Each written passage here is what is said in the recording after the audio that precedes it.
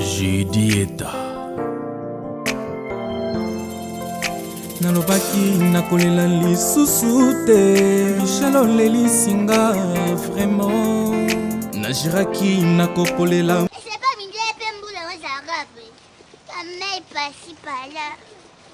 Yaya, pardon. Problème. Ça va problème nanga, ça va choc mi bal na va pe ça va te ce soir. Yo so ninga ewa ta yo mo ya ko ça ba linga e. Omona minute o ata malobo balobela mwasi po linga mobali ezate. Naza ba problème. Omondo moninga bo. Nazaka yo telema, mais naza kokufa déjà. C'est que c'est ngato sombo seke. C'est kokufa na ngeza bakunda ngate be basunga nga. Basunga, oza problème. Naza problème makasi. Ya ba mwasi na boyo Moto boyo ngai na kamba na mwasi Ibali benje azo automatique pas bisoti. Soka alingi mwa msala. Obali na limo msala.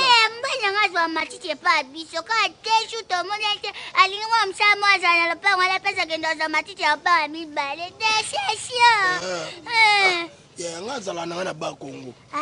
Oche ba Congo. Mwevo na ba Congo. Mesola na ba pangia mume kuiza na Kinshasa samna ya Vincent ne Vincent te ba pangia Vincent te ba pangia mudo ba ndeko na nga oui so na Kinshasa ana zata na ndeko te yaya ka place na kiti ba yibinga biloko nyonso kini ka boete ba sikolo cerveau na kiti ka na quartier 1 kati akuna ne place mina moyibe banda apa yo vana na ngaba ngana yeba kite ba yibinga biloko nyonso ne na boy ata differente okuto mono ezaka bilamba salite na chaki likola nini boy nazata na ndeko te na Kinshasa so moi eza osunga ngola tsanga ta place ba bomba batu ti leta na luka na benga bandeko nanga na songa nanga na ba Kinshasa na ka na Felina ngaza ofelente na ofelina na kesani kasi pesa ka babu akioti babwaki nga te bayibi nga nde bayibi c'est que na ko tu peux pas gentini yango bila ayoke changa na zandu te ça quoi ba fazira zandu te ba meza te ka to serve moni oza ko étranger non na ebiote mais na meme pas biso nanda kuna bino eske ba compliqué te ba compliqué te so na mbiko za likarna mais so na mbiko za mtu moto loko ti ba boya ba kaso zando so ba loba te mo na biso dana pa mutu ayesu na mubali ça bon te ba yebda na za mfimo na za mosa bilule la na linga papa ku za mtali boso te na memanda so ngala loba ni so lobi bo so to kon bina to sa gafa nanga na gafa msusu na ganse na mama nanga po atindenga pa honorable Patrick Katengo. Honorable Patrick Katengo, oui. Katengo azo sunga ba jeune ndeti yobo na ko mama pa Patrick Katengo. Ngapo me pa bino. Pa biso po azali banza mbongo Yeso monye bo oza sire. Mais na osa po na nga. Na otika la jamais ko bosa na yo. Faut décevoir nga moni. Faut décevoir nga ko sa mabe. Nga fo na salo bolamu na osali. Na bosa na te.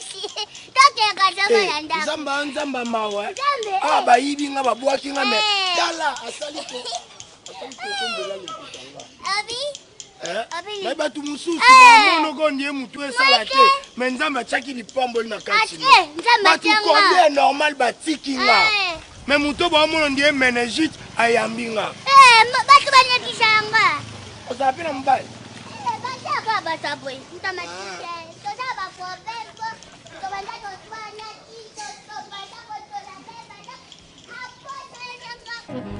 Chama convite, chama retia. Tem algo aqui? Muita coisa para antes, mas até aqui é gris. O rume não. Mas vai isso aba unyosa tu mtazama kama mtazama mosi ya kabari. Sasa kwa piga baki. Asa gocha na. Umoja toza misaki. Sura na bien. Dacho. Mupayasha. Ndakupenda ngani nga petiza pembe. Eza pembe. Otindira bandeko na photo na bako. Vraiment, faut na iba te faut ta dozo na. Dacho. Oh, quand c'est nanga. Ala njinga. Local France. Sia, local France c'est moi le ma bébé. Oh, you maman le ko china kwa ya ba. Anani? Oh, you maman bo le ko china kwa ya bungi. T'es mobile non? Oui. Bon, on t'a pousse. Tu sais pas problème. Bon porteur. Tu boyani. Chargeur. Tu boyana déjà. Comment on est? Comment on a dit? Comment on a décor? Faites comme chez vous, hein? Merci. Ça ne se dit Oh, voilà, tu m'as dit. Oh, merci. Mobile Aïda. Boyo tolore mobala ida papa kichoma makolo. Papa vanda na le danser. Vanda wana sa ono zolingi. Ah mutombe sa. Kichoma makolo ko ngona balo banga Autorité simba na bureau. Nanda. Ya na bino ndimi yo boya. Papa ngade mwa mobala ndako na bikichoma. Ngona bimo oh. Comment vous tolérez Aïda? Ok, donc quittez. Mais Aïda est mobile.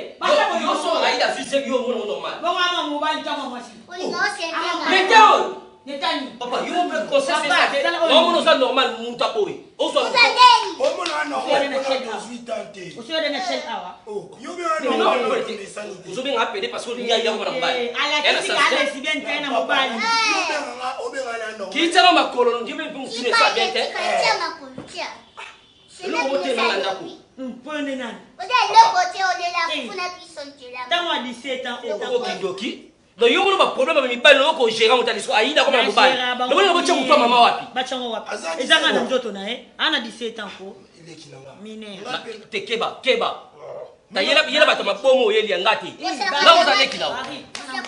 On tolère bêtise ya Aïda c'est le premier moko. Beto. Barik. Ko ça sanga ma setite. Ko beto, tu me j'ignore. Papa. Tu non mal. Si quand tu misanga na na ba condition ba be. On so ba na ndako te. Papa, La peso kala. non, c'est comporté ma bé papa. C'est mec qui sala on to ligo sala. C'est mec qui O so don na ko ni. Ya bon mais pour na tolérer buzo bon on va se sana buzo. Yo mo comprendre o tolérer ça busoba. Na so na le tinga moi si. Yo te. On va la pembeta la da péter. Yo a dit. Yo le ici fait. Barik.